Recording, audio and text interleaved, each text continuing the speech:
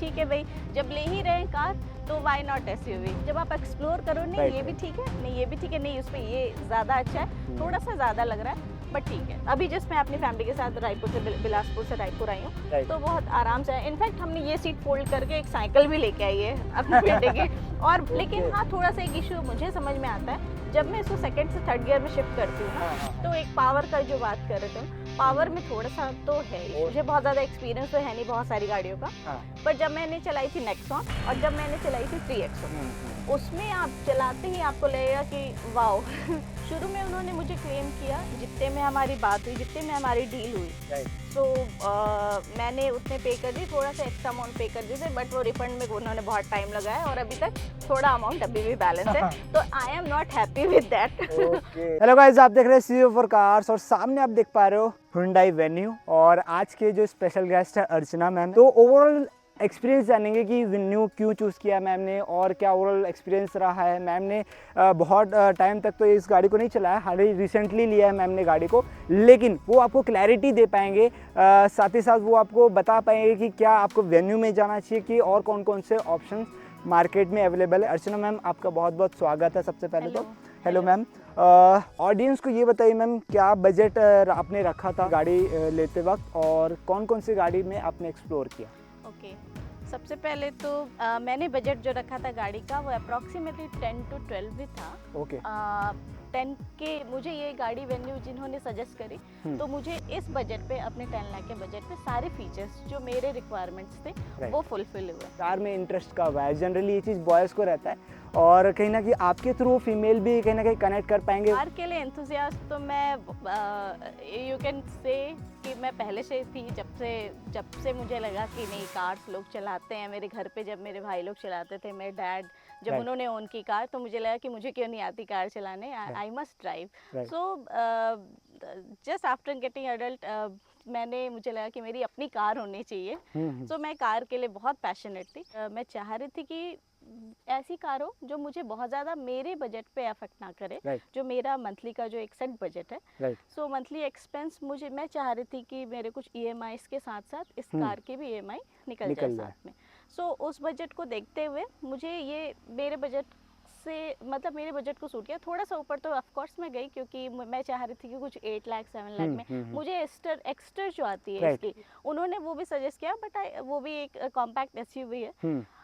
ये compact SUV है। इसके पहले फ्रॉन्क्स जो था, मैंने सुना था कि फ्रॉन्क्स, मैं चाह रही थी फ्रॉन्क्स की तरफ जाना, बट उस पे इंटीरियर मुझे थोड़ा सा मैं थोड़ी डिसअपॉइंट हुई इंटीरियर को लेके, तो मैं बोली नहीं। तो ऑफ कोर्स मैं अपने बजट से 2 से 3 लाख रुपए आगे बढ़ी हूँ, क्योंकि एक्स्ट्रा हो गया, क्योंकि बट चीज़ भी वैसा चीज़ वैसी है। हैचबैक से लेके फिर सब कुछ नहीं, अब तो SUV का ज़माना है। आप SUV ट्राई कीजिए, SUV लीजिए, तो ठीक है भाई, जब ले ही रहे हैं कार तो वाई नॉट SUV। तो ठीक है, थोड़ा सा बजट आगे पीछे, वो बाकी चीज़ों को फिर उस टाइम बजट नहीं दिखता है। फिर उस टाइम बजट नहीं दिखता है। जब आप लेने जाओ, जब आप एक्सप्लोर करो, नहीं ये भी ठीक है, नहीं ये भी ठीक है, नहीं उस पर ये ज़्यादा अच्छा है, थोड़ा सा ज़्यादा लग रहा है, बट ठीक है, because of look I want this. और ब्लैक कलर भी आप ले आए, तो black colour is my most favourite है। मुझे सब लोगों ने सजेस्ट किया था, black colour it's very hard to maintain, आप नहीं कर पाओगे। ने गाड़ी को कितना किलोमीटर चलाया और आपका डेली यूजेस कैसा है मैम? मेरा डेली यूजेस बेसिकली बहुत ज़्यादा लॉन्ग रन तो है नहीं। मैं यहाँ से अपने घर से यूनिवर्सिटी तक अप्रॉक्सीमेटली 10 किलोमीटर, मतलब डेली का जो है रन है वो, अगर सिर्फ यूनिवर्सिटी घर देखा जाए तो 30 किलोमीटर यू कैन, और कहीं आसपास जाना हो तो 50 किलोमीटर। मतलब एवरेज अगर अपन देखें तो मंथली 15 to 1200 समथिंग ये 1200 रनिंग है मंथली। अभी टोटल आपने कितना किलोमीटर चला लिया इस गाड़ी को? मैंने इस गाड़ी को अभी तक चलाया है 4300 किलोमीटर समथिंग। 4300 किलोमीटर। आपको इसका स्टाइल, ड्राइविंग स्टाइल, इसका स्टांस, जब आप ड्राइविंग सीट में बैठते हो कैसा कंफर्टेबल लगा और फैमिली कितनी कंफर्टेबल है इस गाड़ी के साथ? मैंने जो गाड़ी सीखी थी वो मैंने सीखी थी स्विफ्ट में, उसके बाद ये मेरी सेकंड गाड़ी है एक्सपीरियंस के लिए। सो चलाने के लिए मुझे स्टीयरिंग, सीट कंफर्ट, वो काफ़ी, मैं बहुत कॉन्फिडेंट हूँ इस गाड़ी को लेके। ये एक चीज़ मैं आपको बताना चाहूँगी, आई एम रियली कॉन्फिडेंट। और मुझे बहुत फेयर था हाईवे को लेके या वैसे भी, तो मुझे इस गाड़ी में बिल्कुल फेयर नहीं है। मतलब फेयरलेसली मैं इस गाड़ी को बहुत लॉन्ग रन तक आराम से चलाती हूँ, वो भी अकेले जाती हूँ मैं। इसके पहले मैं नेक्सॉन में भी, क्योंकि मेरे ब्रदर और हमें बहुत लंबा टाइम तक वो था कि नेक्सॉन ले कि ये ले। एक नेक्सॉन भी बहुत ट्रेंड पे थी गाड़ी, Right. ट्रेंड पे है एक्चुअली। हाँ। तो मैंने दोनों बुक कराई थी, ये और वो। हम्म। बट बहुत लेट ऑन जब मैंने दोनों का फिर लुक के बेस पे मैंने इसको फाइनल किया कि Okay. वेन्यू पे लिया जाए। तो सब लोग कहते हैं पावर का थोड़ा सा इशू है थोड़ा वेन्यू सा पे, माइलेज तो है ही माइलेज का। ठीक है। मुझे ये माइलेज अगर हम उस पे भी आए माइलेज पे तो अप्रॉक्सीमेटली 13-14 देती है। अभी न्यू है करके, अभी फिर नहीं है। सर्विस होगा धीरे हाँ, धीरे अभी चलेगा। फर्स्ट सर्विस ही कराया मैंने। हाँ। एंड तो फिर और बढ़ेगा। नेक्सॉन पे, हाँ, तो वो एक नेक्सॉन पे भी मैं जाना चाह रही थी, फिर मुझे इसका लुक काफ़ी प्रीमियम लगा तो देन सिटी में कैसा मैम, हेक्टिक रहता है कि एसयूवी चला रहे अपन सिटी नहीं, में मुझे कैसा? नहीं लगता, सीरियसली मुझे नहीं लगा अभी तक। इजी टू मैन्यूवर है? इजी टू मैनुअर, आप बहुत इजी टू हैंडल है, आप बिल्कुल इजीली आप टर्न कर सकते हो। Right. जब आप इस गाड़ी में फुल फ्लैश फैमिली गए आप और फुल लगेज वगेज के साथ, हाँ। तब आपको लेग स्पेस, तब आपको केबिन स्पेस कैसा मिला, और कहीं लगेज वगैरह में कोई चैलेंज आया नहीं आया रखने वगैरह में? लेग स्पेस तो मुझे फ्रंट में तो मुझे उतना नहीं समझ में आता, मुझे नहीं लगता कोई प्रॉब्लम है, क्योंकि हम Right. तो बैठते हैं, हमारी फैमिली थोड़ी बड़ी भी है। हाँ। तो वैसे 5 सीटर है, 5 सीटर में बच्चे और सब करके हम 5 to 7 भी हो जाते हैं। समटाइम मोर देन दैट हो जाता है, तो हम एक सीट को हम 2 लोग शेयर करते हैं। तो Right. मुझे उसमें लेग स्पेस में प्रॉब्लम नहीं आती है। बैक साइड में हाँ, मॉम डैड लोग को भी अभी तक उन्होंने कहा नहीं कि ऐसा उनको कोई दिक्कत हाँ। हुआ है। कंफर्टेबली वो लोग बैठ के हम लॉन्ग टर्म, अभी जस्ट मैं अपनी फैमिली के साथ रायपुर से बिलासपुर से रायपुर आई हूँ। Right. तो बहुत आराम से, इनफैक्ट हमने ये सीट फोल्ड करके एक साइकिल भी लेके आई है अपने बेटे की, और बीच में वो दोनों कंफर्टेबली बहुत बैठ के आए हैं, और पीछे पूरा लगेज के साथ। लेकिन Okay. हाँ, थोड़ा सा एक इशू मुझे समझ में आता है जब मैं इसको सेकंड से थर्ड गियर में शिफ्ट करती हूँ ना, हाँ। तो एक पावर का जो बात कर रहे थे, पावर में थोड़ा सा तो है थोड़ा इशू है, क्योंकि वो आपको फील, क्योंकि वो मैंने ऐसे फील किया, मुझे बहुत ज़्यादा एक्सपीरियंस तो है नहीं बहुत सारी गाड़ियों का, हाँ। पर जब मैंने चलाई थी नेक्सॉन और जब मैंने चलाई थी 3XO, उसमें आप चलाते ही आपको लगेगा कि वाओ वो गाड़ी बिल्कुल बहुत ज़्यादा तुरंत पावर जनरेट करती है और फील होता है। इसमें बहुत स्मूथ फील होगा आपको, लेकिन ऐसा नहीं लगेगा कि बहुत पावर है, और लेकिन बहुत इजी टू मैनुअल। हाँ इजी टू मैनुअल। मैम, जब आप गाड़ी बहुत ज़्यादा एक्सप्लोर नहीं की हो और बहुत सारे डिफरेंट गाड़ीज नहीं चलाया, लेकिन आपने चलाया है गाड़ी, तब आपको इतना समझ आ रहा है, लेकिन जो प्रॉपर जो डेली गाड़ी चलाते होंगे तो उनको कितना पावर का डिफरेंस में समझ उनमें आता आता होगा उनको समझ में, Right. पावर का खासकर उनको तब जब वो गाड़ी लॉन्ग ट्रिप पे लेके जाते Right, होंगे, right. जहाँ पे उनको सडनली एक बहुत सारे हम्प में मिलते हैं, फिर Right. आपको एक ढलान, फिर थोड़ा सा चढ़ा, हम्म। उस तरीके के रोड में आपको समझ में आता होगा। मुझे तो एक्सपीरियंस है बिलासपुर रायपुर हाईवे का, हाँ। और थोड़ा सा धमतरी रोड में और ये महासमुंद वाले रोड में, दैट्स इट। तो ये सारे प्लेन रोड्स ही हैं, बहुत ज़्यादा हम्प और बहुत ज़्यादा उतार चढ़ाव नहीं है। ये वाली जो वेन्यू है ये नेचुरली एस्पिरेटेड इंजन के साथ है, और इसमें आपको पावर कॉन्फ़िगरेशंस 86 php और 13-14 Nm का टॉर्क आपको प्रोड्यूस करके देता है। तो कहीं ना कहीं पावर वाइज अगर बोलूँ तो आपको जो नियोस वाला इंजन है इतनी बड़ी गाड़ी के साइज़ में आपको मिलता है, लेकिन इसमें डीजल का भी इंजन आता है। डीजल में मैम का जो चॉइस नहीं था, इस वजह से मैम ने नहीं किया डीजल वाले वेरिएंट में।